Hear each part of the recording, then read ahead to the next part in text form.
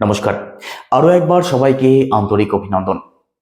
আজ আলোচনা করব জানুয়ারি 2026 অর্থাৎ বছরের প্রথম মাস মকর রাশির মানুষদের জন্য কেমন থাকতে চলেছে সেই সম্বন্ধে।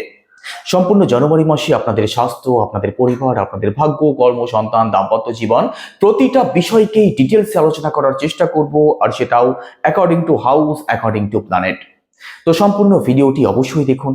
আপনি যদি একজন নতুন দর্শক হয়ে থাকেন, চ্যানেলটিকে সাবস্ক্রাইব করে পাশে থাকতে পারেন। আলোচনা যদি ভালো লাগে অবশ্যই লাইক, কমেন্ট এবং শেয়ার করতে পারেন। তো চলুন প্রথমেই দেখে নেওয়া যাক জানুয়ারি মাসের একদম শুরুতেই আপনাদের রাশি সাপেক্ষে নবগ্রহ কোথায় ট্রানজিট করছেন। আপনাদের দ্বাদশ ভাবে অবস্থান করছেন রবি, মঙ্গল, শুক্র এবং বুধ গ্রহ। আপনাদের সেকেন্ড হাউসে রাহু, থার্ড হাউসে কর্মফলদাতা শনিদেব। আপনাদের ষষ্ঠ ভাবে অবস্থান করছেন দেবগুরু বৃহস্পতি, আর অষ্টমে কেতু গ্রহ। তো চলুন আলোচনা শুরু করা যাক। প্রথমেই স্বাস্থ্য দিয়ে শুরু করব। ফার্স্ট হাউস থেকেই আমাদের স্বাস্থ্যকে বিচার করা হয়, ফার্স্ট হাউস থেকেই আমাদের পার্সোনাল লাইফকেও বিচার করা হয়। আপনাদের রাশির লর্ডকে, আপনাদের রাশির লর্ড কর্মফলদাতা শনিদেব। আর শনিদেব কোথায় অবস্থান করছেন? শনিদেব আপনাদের থার্ড হাউসে অবস্থান করছেন। বর্তমানে মার্গী গতিতে রয়েছেন, শনিদেবের অবস্থান ভালোই থাকছে। তো মেজর কোনো শারীরিক ইস্যুর সম্ভাবনা থাকছে না সম্পূর্ণ জানুয়ারি মাসের মধ্যে। তবে এখানে মঙ্গল আপনাদের দ্বাদশ ভাবে অবস্থান করছেন, শুক্র দ্বাদশ ভাবে অবস্থান করছেন, বুধ দ্বাদশ ভাবে অবস্থান করছেন। শ্লেষ্মা সংক্রান্ত প্রবলেম, একই সাথে পেটের দিক থেকে কিছু প্রবলেম, গ্যাস, অ্যাসিডিটি, বদহজম অথবা লিভারের কোনো সমস্যা, একই সাথে কোমরের দিক থেকে কিছু প্রবলেম, ব্যথা শুলো মিড জানুয়ারির মধ্যবর্তী সময়ে কিন্তু আপনাদের ভোগাতে পারে। তবে এটা মেজর কিছু নয়, ছোটখাটো কিছু প্রবলেম হলে সেটা আবার ঠিকও হতে দেখা যাবে। তো স্বাস্থ্য সংক্রান্ত দিক থেকে একটু সিরিয়াস থাকার চেষ্টা করবেন। পরিবারের কথা যদি বলা হয় সেক্ষেত্রে সেকেন্ড হাউস থেকে পরিবারকে বিচার করা হয়। সেকেন্ড হাউসের লর্ডকে, আপনাদের সেকেন্ড হাউসের লর্ড ও শনিদেব, সেকেন্ড হাউসের রাহু অবস্থান করছেন। এখানে সম্পূর্ণ জানুয়ারি মাসে পারিবারিক দিক থেকে সাপোর্ট আপনি অবশ্যই পাবেন। পরিবারের মানুষদের মধ্যে কিছু সময় আপনি আনস্যাটিসফ্যাকশন লক্ষ্য করতে পারেন, কারণ সেকেন্ড হাউসে রাহুর অবস্থান, আর রাহু যেখানে অবস্থান করুক সেই সংক্রান্ত দিক থেকে কিন্তু ভ্রম তৈরি করে। তো পরিবারের মানুষদের মধ্যে কখনো পজিটিভ আবার কখনো নেগেটিভ কিছু প্রভাব আপনি লক্ষ্য করতে পারেন। তো এখানে পারিবারিক দিক নিয়ে বিশেষ ভয়ের কোনো কারণ আছে সেটা নয়, তবে একটু সিরিয়াস থাকবেন, একটু চোখ কান খোলা রাখার চেষ্টা করবেন। পরিবারের মানুষদের সব আবদার রাখতে যাবেন না, না হলে কিন্তু পরবর্তীতে আপনি প্রবলেমে পড়তে পারেন। একই সাথে সেকেন্ড হাউস থেকে আমাদের ফিনান্স, আমাদের ব্যাংক ব্যালেন্স, আমাদের সেভিংস, কথা বলা, খাওয়া দাওয়া এই সংক্রান্ত দিকগুলোকে বিচার করা হয়। নেশাজাত কোনো দ্রব্যের প্রতি আকর্ষণ যাতে না বাড়ে সেদিক থেকে একটু সিরিয়াস থাকবেন। কথাবার্তা একটু বুঝে শুনে বলবেন, তবে আপনাদের মধ্যে অ্যাডভান্স লেভেলে চিন্তা ভাবনা অবশ্যই থাকবে। সেভিংস করতে একটু প্রবলেম হচ্ছে জানুয়ারি মাসেও কিন্তু একটু থাকবে, কারণ সেকেন্ড হাউসের রাহু। দেখবেন অনলাইন, সোশ্যাল মিডিয়া অথবা যে কোনো দিক থেকে খরচ আপনাদের বাড়তে পারে। খরচ বর্তমানেও কিন্তু বেশি হচ্ছে, সেভিংসের জায়গাটা অতটা মজবুত করতে পারছেন না মকর রাশির মানুষেরা। এর জন্য কি উপায় অবলম্বন করবেন আমি ভিডিও শেষে উপায় অবশ্যই বলে দেবো, তো সম্পূর্ণ ভিডিওটি দেখুন। থার্ড হাউসের কথা যদি বলা হয়, থার্ড হাউসের লর্ডকে, থার্ড হাউসের লর্ড দেবগুরু বৃহস্পতি। দেবগুরু বৃহস্পতির ঘরে রাশির লর্ড অবস্থান করছেন, আর দেবগুরু বৃহস্পতি আপনাদের ষষ্ঠ ভাবে অবস্থান করছেন। দেখুন পরিশ্রম কিন্তু বেশি হবে, পরিশ্রম বেশি করতে হবে। এই সময় স্টেবিলিটির জায়গাটা আপনাদের ততটাও ভালো নেই, পরিশ্রম বেশি করতে হচ্ছে, পরিশ্রম করেও সেইভাবে কিন্তু ফল তেমন কিছু প্রাপ্তি হচ্ছে না।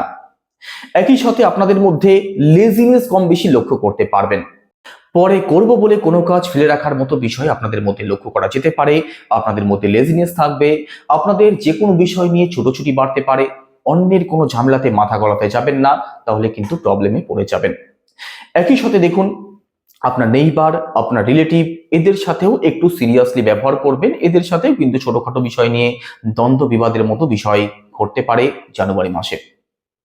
প্রপার্টির কথা যদি বলা হয় সেক্ষেত্রে ফোর্থ হাউস থেকে প্রপার্টিকে বিচার করা হয়। আপনাদের ফোর্থ হাউসের লর্ডকে, আপনাদের ফোর্থ হাউসের লর্ড মঙ্গল গ্রহ কোথায় অবস্থান করছেন? দ্বাদশ ভাবে অবস্থান করছেন, ব্যয় ভাবে অবস্থান করছেন। 16 তারিখের আগে পর্যন্ত অর্থাৎ 16 জানুয়ারির মধ্যবর্তী সময়ের মধ্যে প্রপার্টি সংক্রান্ত কোনো ডিসিশন নিতে যাবেন না, না হলে কিন্তু প্রবলেমে পড়ে যাবেন। 16 জানুয়ারি পরবর্তী সময়ে প্রপার্টি সংক্রান্ত কোনো ডিসিশন, প্রপার্টি যদি ক্রয় বিক্রয় করতে চান অথবা প্রপার্টি সংক্রান্ত কোনো এগ্রিমেন্ট, কোনো ডিল যদি সাইন করতে চান, আপনাদের জন্য ভালো সময় থাকবে। তার আগের সময়টা কিন্তু ভালো থাকবে না। একই সাথে 4th হাউস থেকে আমাদের মাকে বিচার করা হয়। এখানে 16 জানুয়ারির মধ্যবর্তী সময়ের মধ্যে মায়ের স্বাস্থ্য সংক্রান্ত বিষয়, বিশেষ করে চিকিৎসা সংক্রান্ত দিক থেকে অথবা ওষুধপত্রের কারণে খরচ আপনাদের বাড়তে পারে। মায়ের সাথে যে কোনো বিষয় নিয়ে মানসিক দূরত্ব কখনো কখনো আপনি লক্ষ্য করতে পারবেন। এই দিকটা একটু মাথায় রাখুন। তবে 16 তারিখের পরবর্তী সময় মাতৃপক্ষ আপনাদের অবশ্যই বেটার হতে দেখা যাবে। একই সাথে এডুকেশনের কথা যদি বলা হয়, দেখুন 4th হাউস আপনাদের ভালো থাকছে না মিড জানুয়ারির মধ্যবর্তী সময়ের মধ্যে। একই সাথে আপনাদের 5th হাউসের লর্ড শুক্র গ্রহ আপনাদের দ্বাদশ ভাবে অবস্থান করছেন। 13 তারিখের আগে পর্যন্ত দ্বাদশ ভাবে শুক্রের অবস্থানও ভালো থাকছে না। মিড জানুয়ারির মধ্যবর্তী সময়ের মধ্যে এডুকেশনাল যে কোনো ডিসিশন না নেওয়াটাই আপনাদের জন্য বেটার হবে। এই সময়ের মধ্যে যদি কোনো এক্সাম থাকে, ইফোর্ট কিন্তু আপনাদেরকে দিতেই হবে, না হলে আশানুরূপ ফল প্রাপ্তি হবে না, তার পূর্ণ সম্ভাবনা থাকছে। মিড জানুয়ারির পরবর্তী সময় এডুকেশনাল যে কোনো দিকটা আপনাদের জন্য অবশ্যই পজিটিভ থাকবে। এই সময় কোনো এক্সাম থাকুক কিংবা কম্পিটিশন, আপনি ভালো রেজাল্ট অবশ্যই করতে পারবেন। একই সাথে রিলেশনের কথা যদি বলা হয়, সেক্ষেত্রে 5th হাউস থেকে রিলেশনকে বিচার করা হয়।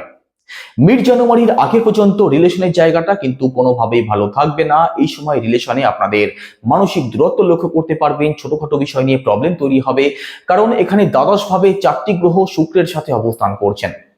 আপনার যিনি পার্টনার আছেন তার মধ্যে রাগ জেদ আপনি বেশি লক্ষ্য করতে পারেন, তার মধ্যে ইগো প্রবলেম আপনি লক্ষ্য করতে পারবেন, আপনাকে ডমিনেট করার একটা ইচ্ছা তার মধ্যে প্রকট আপনি হতে দেখবেন। তো এই সংক্রান্ত দিক থেকে একটু সিরিয়াস থাকবেন, ছোটখাটো বিষয়গুলিকে আপনি অবশ্যই অ্যাভয়েড করার চেষ্টা করবেন, না হলে মিড জানুয়ারির মধ্যবর্তী সময়ে কিন্তু রিলেশনে প্রবলেম তৈরি হওয়ার পূর্ণ সম্ভাবনা রয়েছে। মিড জানুয়ারির পরবর্তী সময় রিলেশনের দিক থেকে আপনি পজিটিভ রেজাল্ট অবশ্যই পাবেন। যাদের মধ্যে কথাবার্তা বন্ধ হয়ে আছে অথবা যাদের মধ্যে দীর্ঘদিন ধরে যোগাযোগ নেই, যোগাযোগ করতে চাইছেন, তাদের অবশ্যই ভালো সময় থাকবে।